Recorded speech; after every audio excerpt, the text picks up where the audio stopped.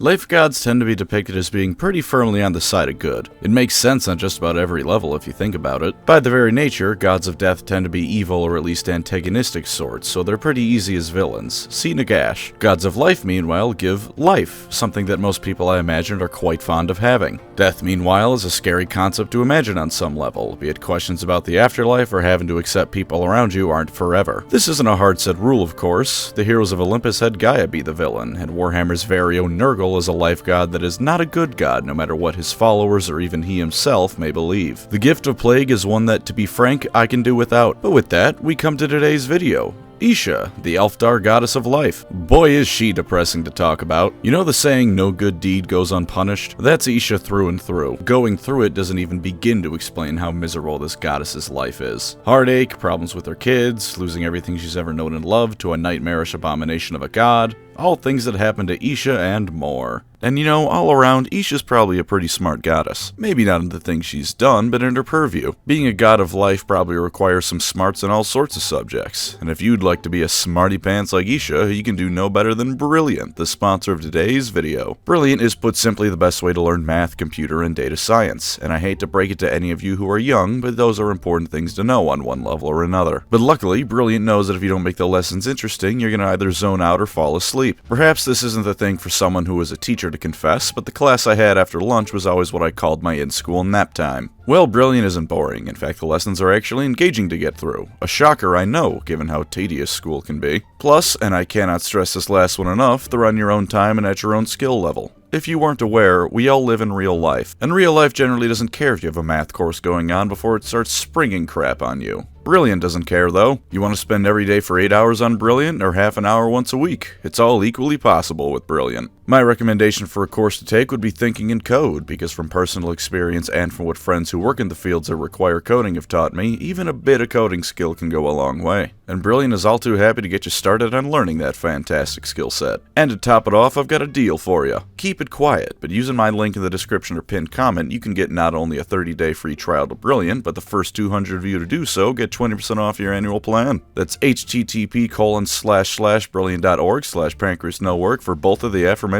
deals. Learning is never a bad idea, so get Brilliant today and start now.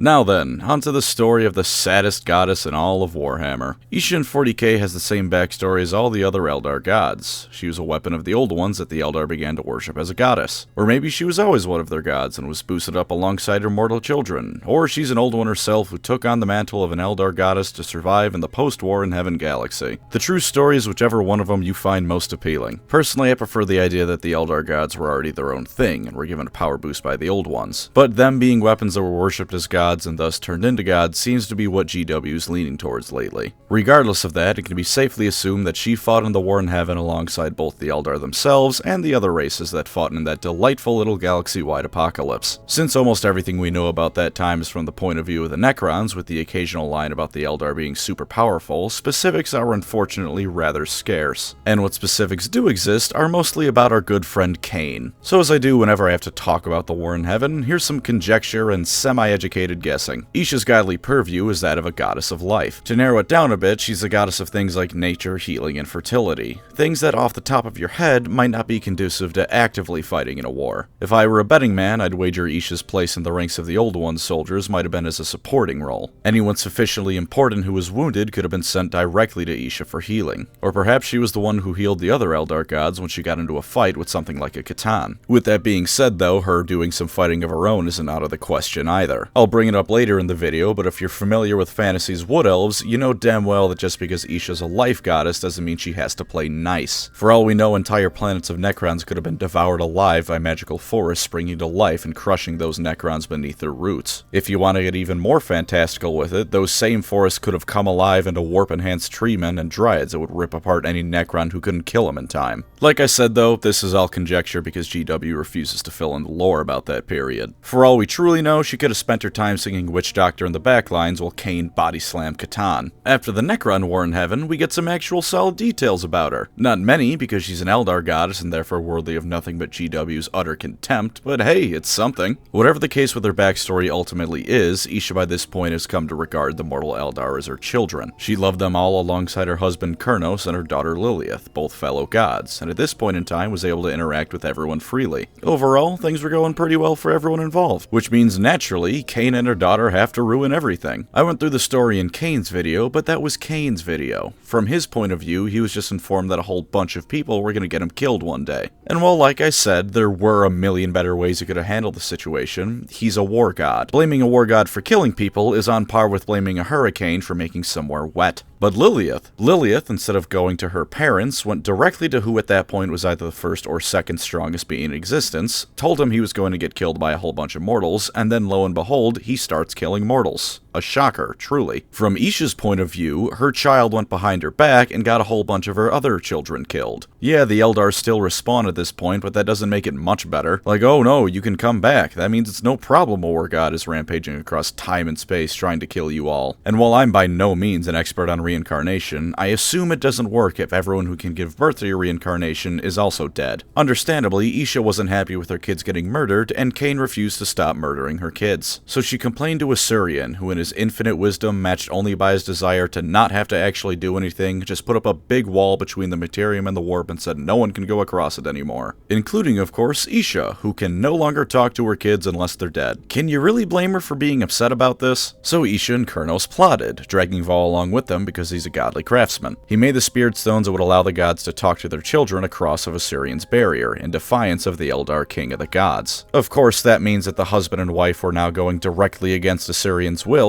but as long as they don't get caught, what's the harm? So, yeah, Cain catches him talking to the mortal Eldar and throws a hissy fit to Assyrian. In his boundless, lazy wisdom, he told Cain to have fun with the pair, and he spun the wheel and it landed on torture Isha and Kurnos forever. Which he did, and the war in heaven between the Eldar gods begins. Cain starts rampaging, the other gods except for Assyrian, Isha, and Kurnos join in on the fun, and then Vol makes his bed with Cain. He couldn't quite reach 100 completed swords for Cain in a year, but he did free Isha and Vol, and then when Cain realizes he's been duped on that last sword, he chains Vol up instead. All the while, the mortal Eldar have been watching from the sidelines and probably wondering when the hell their gods were going to calm down. Now, I just want to make something clear on this. Throughout the entire affair, the only thing Isha has really done wrong is wanting to talk to her kids. Yeah, she went behind Assyrian's back, but I'm going to go out on a limb and say that's one of those crimes that's not worth judging her too harshly for. All she did was make the mistake of not wanting to abandon her children, and it caused billions of them to die and the very heavens themselves to go to war. In the most vaguest of sense, it's her fault, but it's a motive that's hard to put blame on her over. Yes, she broke the rules, but who in their right mind is going to say she was in the wrong over it? To hell with Magnus, Isha's the one who really did nothing wrong. Now, since this is all in the nebulous time period of things that take place before the Horus Heresy, this could have been an affair over hundreds, thousands, or millions of years. Or it could have all taken place over one really eventful weekend. But as time goes on, we can solidify some dates for what happens, and in case you were wondering, no,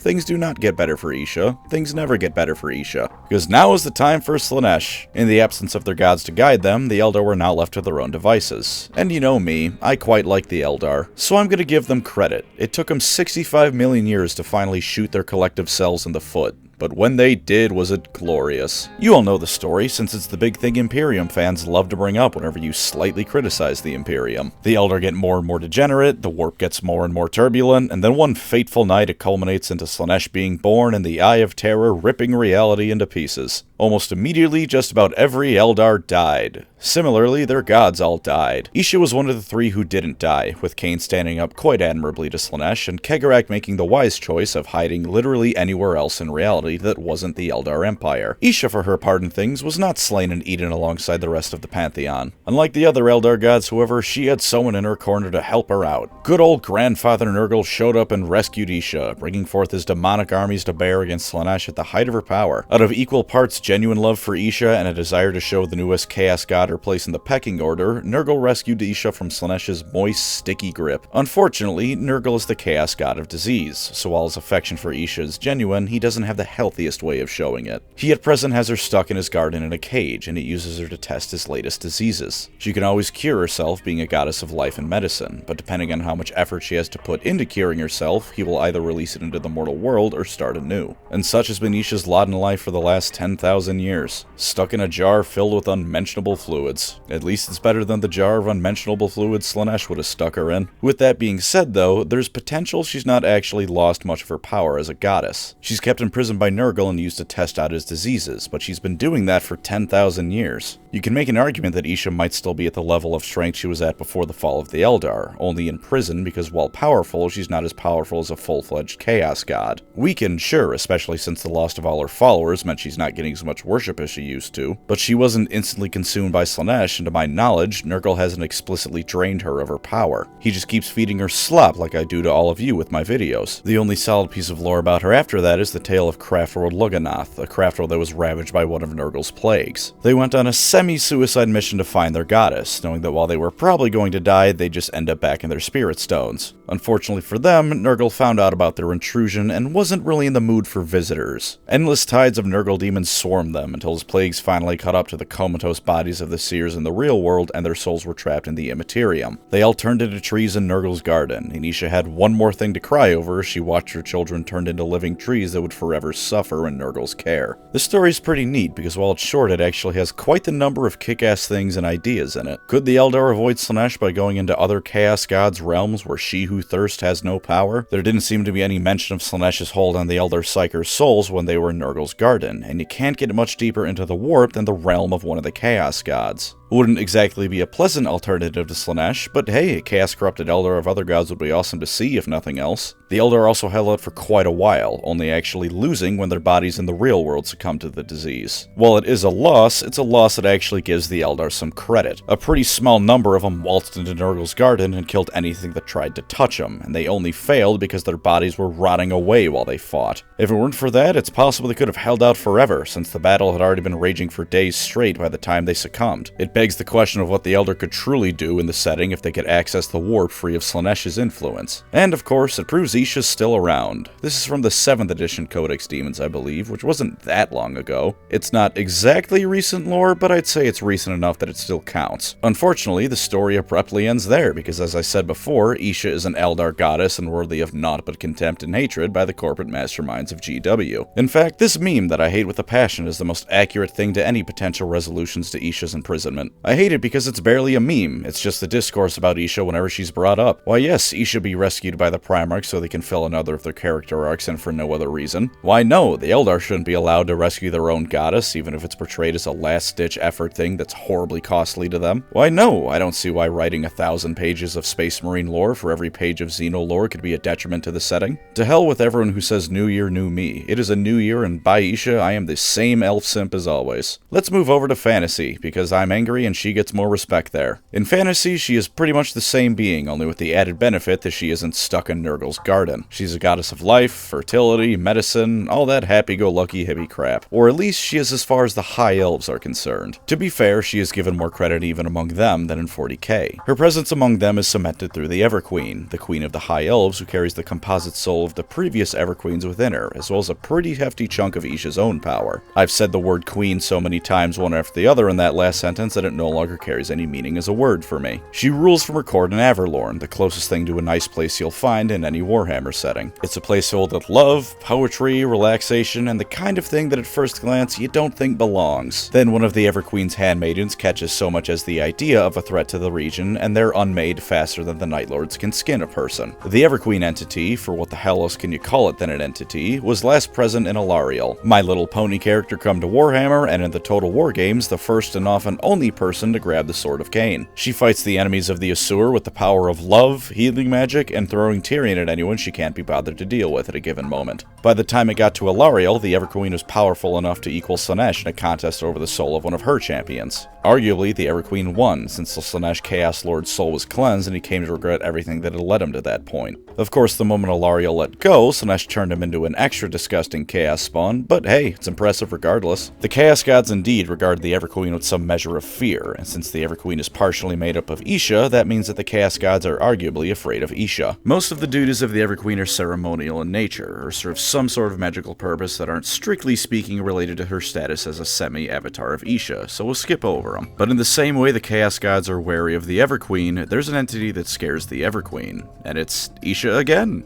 But this time with the Wood Elves. Where the High Elves worship her as a motherly life goddess who can sometimes kick ass, the Wood Elves have much the same view on her, except she will kick your ass. Their version of the Everqueen is Ariel, who is an outright avatar of Isha rather than her high priestess with bits of her jammed inside. She weaves magical enchantments all throughout Athel Loren, the Wood Elves' home forest, and unlike her husband Orion, she's active in some capacity for the entire year. While the pair does rule together, Ariel's the one who has the final say in matters, so if she decides that, say, time for war, it's time for war. And given that this is Isha's incarnation among the Wood Elves, she's quite a bit more murder-happy than she is anywhere else. You better not threaten Athel Loren, because if you do, you're gonna be suffocated by living branches, and that's the least gruesome fate you could probably ask from her. She was originally just some elf named Ariel, although when the High Elves colonized Bretonnia in the Old World, she was one of the colonists who stayed behind and sought shelter in Athel Loren. Her and Orion, who was also once a mortal elf, dipped out before a battle against the dwarfs who were seeking vengeance for what had been wrought on them. The dwarfs were defeated at heavy cost alongside their forest spirit allies, and then the orcs showed up, because of course they did. This is to be expected, as if you've ever played Total Warhammer, you know that the only thing the orcs love more than sacking your cities is sacking your cities the moment you just got done with a war against someone else. Unfortunately for the Greenskins, however, it turned out Ariel and Orion pieced out to become avatars of Isha and Kurnos, and with their return, the orcs were obliterated. Ever since then, Ariel has lived on in Athel Loren as Isha's true avatar in the Warhammer world. She's frequently fought against the Beastmen, particularly Morgur, and has had her ups and downs, with occasionally succumbing to dark magic as a result of her fighting Morgur. Sometimes she's pretty chilled out, sometimes she decides an entire Bretonnian village needs to be crucified by a force that springs up under their feet. No great loss there, I say. But for real, that's something to keep in mind with Isha's avatar in Ariel. If you threaten the forest, you are going to die. Either from Orion after Ariel sicks him on you, or if you're really unlucky, Ariel herself, who may turn you into a tree for all time. Now, in the interest of not dragging on too long and hedging my bets to make another video out of it, Ariel's story won't be told here. Avatar of Isha though she may be, she also gets up to so much that it's worth its own video. If you're really curious, the Cliff Notes version of it is she fights the Beastmen a whole lot. Because of that, we'll skip ahead to the end times, which doesn't make me as mad as it normally does here, because it still gives Isha more credit and things to do than she's ever had back in 40k. Naturally, her ultimate fate is pretty intertwined with the Elven Civil War. When Tyrion did the funny and became the Avatar of Cain, Teclis's plan to bind the winds of magic to people was going pretty horribly. The only things that actually worked out were he managed to bind the Wind of Light to his staff and the Wind of Life to Alarielle. Because of that whole Everqueen nonsense, that means Isha technically gets just a bit stronger here. As for Ariel, the goddess Lilith infected her with dark magic and caused Athel Loren to rot from the inside out. Aside from being a generally rude thing to do, this means that Lilith has decided to directly take over her mother instead of indirectly like back in 40k. Alarielle and Ariel merged into one being, purged Athel Loren of the taint, and then Lilith married Alarielle to Malekith. With the weakening of the elf gods due to the chaos gods themselves, as well as the Elven Civil War, what was left of Isha now resided in Alarielle. Then the world got Manfred von Karstein, and we have Age of Sigmar. Now, as I mentioned in my Cain video, the elven gods are cyclical. They can come back if they're worshipped enough and enough of their corpses lying around somewhere. Alarielle surviving into Age of Sigmar, however, has thrown a bit of an issue into Isha coming back, because whatever you want to call the specifics of it, the end result is that Alarielle basically ate Isha. There really isn't anything left of Isha outside of her. Depending on how you want to look at this, it could mean a couple of things. It could mean that Isha and Alarielle are a merged being, with Alarielle in AOS not quite being the same one from fantasy any longer, or at least not the same one as before the end times. It could also just be that Isha is gone in AOS, her power and essence entirely consumed by Alarielle rather than fused with it. Or maybe, just maybe, she can be reborn still if Alarielle manages to pull off something special. She's already brought back Draika for some ungodly reason, and unless I'm mistaken, I believe there's two versions of Kurnos running around in AOS in some some minor capacity. One of them is his dark and evil side that the Wood Elves probably loved, and he's corrupting parts of Gyrand with his mere presence, but hey, that's just more proof of concept Isha might not be down and out fully in Age of Sigmar. Plus, parts of Cain survived, and he could have explicitly been reincarnated if Morathi didn't steal his thunder, and he was thoroughly killed in the end times. And normally, here's where I put do or don't Isha or something like that. But for the first time in a while, I can't do that because Isha doesn't really have any tabletop rules. I could do Alariel, but that's better for a video about Alariel. Same for Ariel. So instead, here's some stuff I'd love to see from GW for Isha on the tabletop, and lore for that matter. All of it's for 40k, because in fantasy she had a pretty solid presence between Ariel and Alariel, and in AOS we already have the Sylvaneth. That last one's not quite Isha, but close enough. In 40k though, man are we overdue for some Isha content, and we can get it pretty easily in a way that would fit in with just about zero effort on GW's part.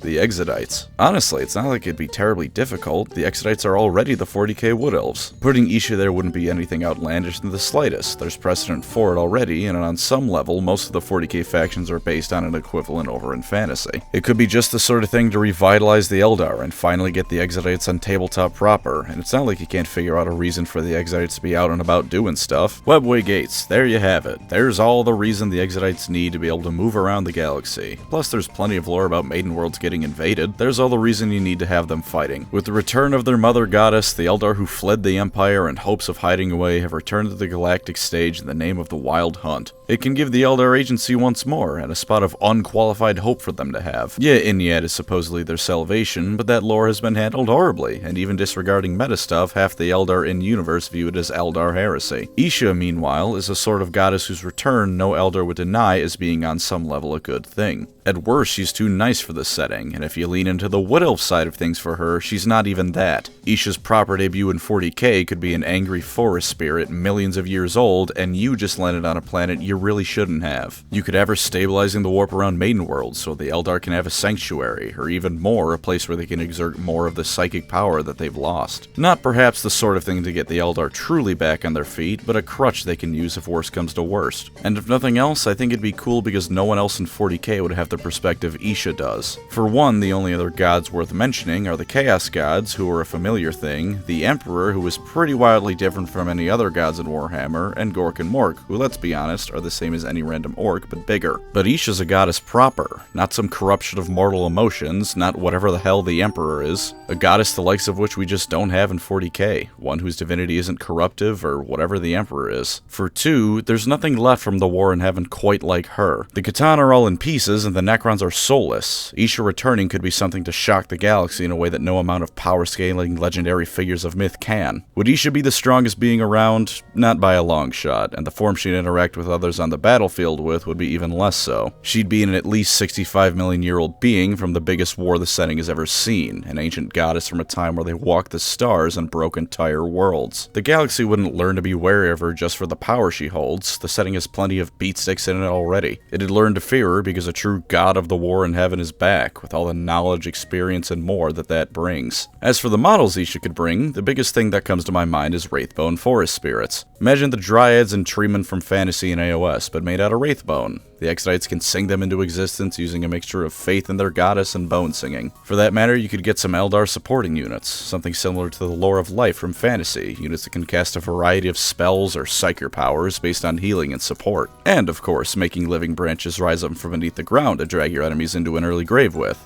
We can have both of those things. If nothing else, they could also just bring Bone Singers back as a proper model again and say they're priests of Isha now. And of course, an avatar of Isha would be a wonderful thing to see. Out of every reason to criticize GW's handling of the Ynnari or Cain, I don't think the models they got are one of them. I would bet my wallet on a model for Isha being breathtaking, and you can look at Alariel and AOS for proof of that. Maybe don't have her riding on a big beetle again though. I'm thinking something closer to Ariel from Total War, but in space. And for the love of God, if a Primarch absolutely has to rescue Isha, at least let her go on her own way after the fact. No enslaving Isha to the Imperium. Let the lady have a break for once in her life. And no shipping bait either. She's happily married, thank you very much. And that's Isha. Eldar goddess of life, elven goddess of life, and occasionally an angry forest fairy that'll drown you in a magical swamp. Girl's gotta have her hobbies after all. Thank you as always to my wonderful channel members. You are the Isha to my wood elves, giving me nice, wholesome support for the abominable things I put out. If you'd like to support the channel, feel free to subscribe or become a member.